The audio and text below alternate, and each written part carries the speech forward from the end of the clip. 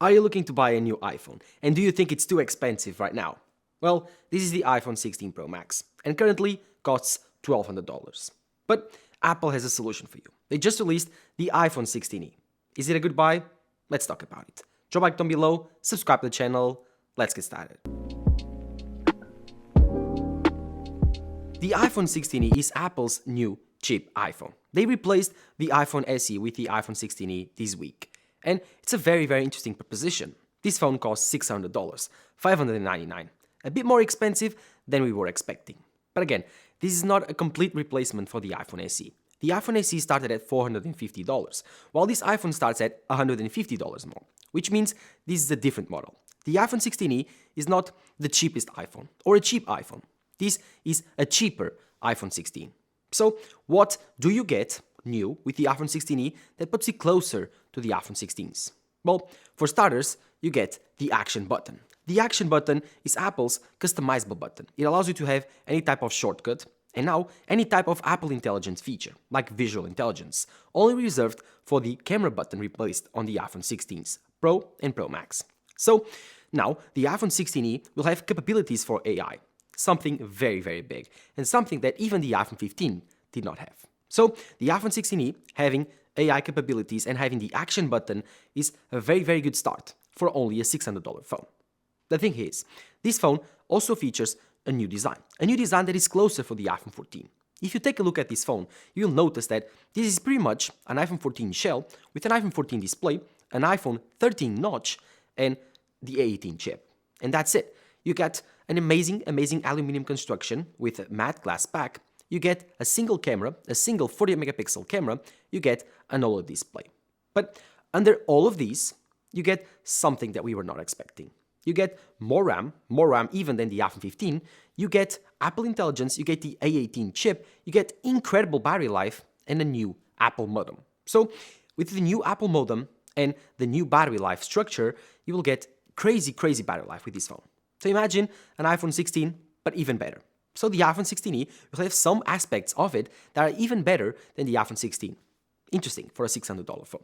But the iPhone 16e main attraction will be the 40 megapixel main camera and the OLED display. The iPhone 16e having an OLED display marks a generation because this was actually the first time that Apple only had an OLED iPhone lineup. No more LCD screens on your iPhones, now you only have OLED displays.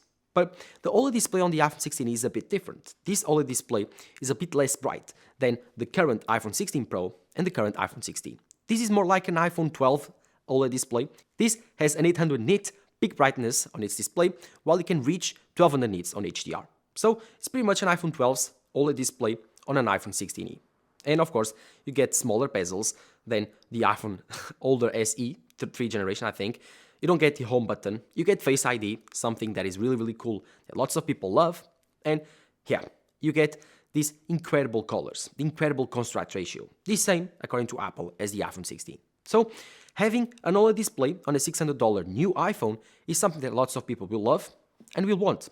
Oh, one thing that is also very important to note on the iPhone 16e is that it does not have the dynamic island, just like the iPhone 16 or the Pro models. This iPhone has the old notch design. Some people love it, some people hate it. For me, it's pretty much the same, and my experience with the notch has been no one cares.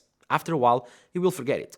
But some things with the dynamic island are pretty interesting, like the notifications, like the AirPods battery life, and like the timers, and even the music playing. So dynamic island not happening here, it's kind of a bummer. Other than that, the iPhone 16e display is pretty much Pro and a Pro iPhone. So if you want a very good OLED display for the cheapest possible price, and of course the newest possible, the iPhone 16e is your choice. This iPhone also features USB-C. For the first time ever, there's no Lightning iPhones on the lineup, so they are all dead. You can only buy now iPhone with USB-C, and the iPhone 16 is no different. It has a USB-C port, USB 2.0, just like the iPhone 16. Apple did not ship out when comparison with the iPhone 16s, but they did ship out when comparing to the Pro models. So this won't be able to transfer footage faster than the iPhone 16. It won't. And the charging speeds are pretty much limited to the same charging speeds as the iPhone 16s. Talking about charging speeds, we need to talk about battery life. Apple, according to them, they restructured the old battery cell inside of the iPhone 16e, which made the whole battery itself bigger on the same chassis as the iPhone 16s. So now, according to Apple, we are getting up to 26 hours of battery life with video playback. This is super crazy because the iPhone 16, the more expensive model that starts at $800 and something, has only 22 hours. So an increase of 4 hours of battery life. Insane. If you think about it, a 4-hour increase is like a 20% increase. That's stupidly good for a phone that is cheaper and has a better battery life and a bigger battery life overall. But you don't need to forget that with the new Apple modem, the Apple C1 chip, this modem replaces the Qualcomm modems for the overall cell network capabilities. It's not able of using ultra-wideband, so it's not as fast as Qualcomm's chips, but it's way more efficient, and according to Apple, this will enable even better battery life. So expect the iPhone 16e to have crazy battery life. I think you'll have as good as battery life as the iPhone 16 Pro Max, which is to say something, because this phone, if you are not a power user, can last you 2 whole days, easily. While the iPhone 16e, for $600, can and probably will do that. One thing that is kind of boring with this phone is that it only has 2 colors available, black and white, and that's it, nothing more. Which is, for some people, a bummer. But Apple likes to publicize that you have lots of choices with their cases, lots of colorful cases for you to buy. So, for some, if you wear a case, which most people do wear a case on their phone, that's not a problem. One thing that you need to note is that this phone only has one camera, one single camera on the back. This is a 40 megapixel single camera.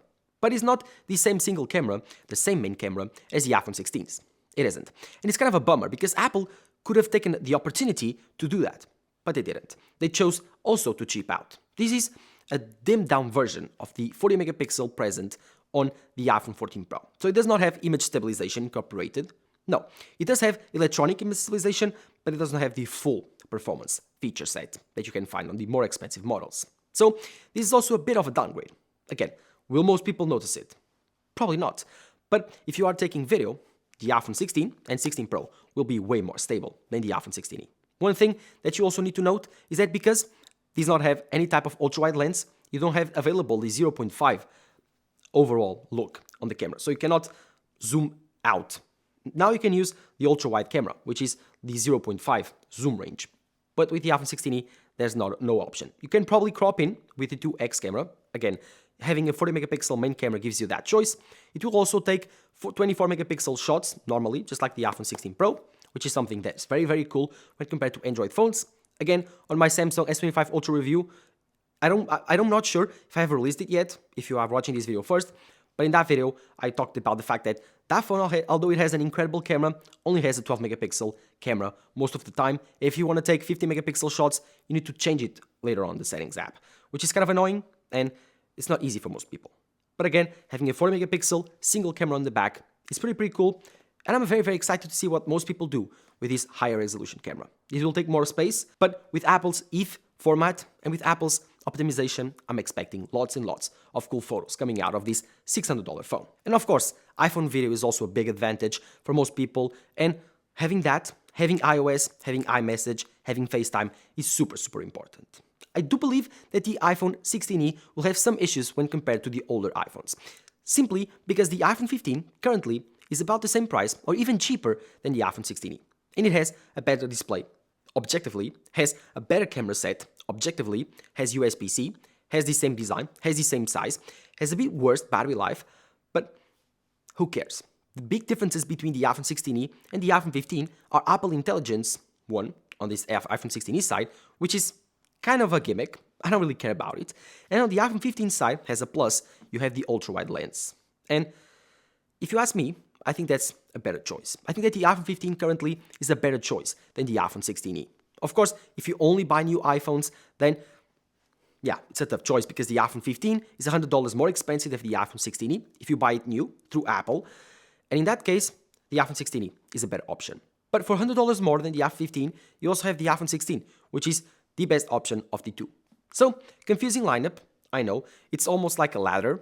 Apple does that, they build their lineups to be a ladder, so you start speccing it out, you start wasting more money, you start thinking, oh, I need a bit more storage, and then you're like, oh, I'm only like $50 or $100 away from that phone, and you choose to upgrade, to spend that much more money on your phone when you don't need it. So, be careful when analyzing this new iPhone.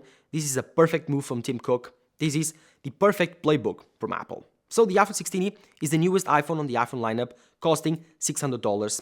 Only have two choices for the colors, black and white, one single camera on the back, USB-C, OLED display, pretty much an iPhone 16 with some compromises. Do you think it's a good buy?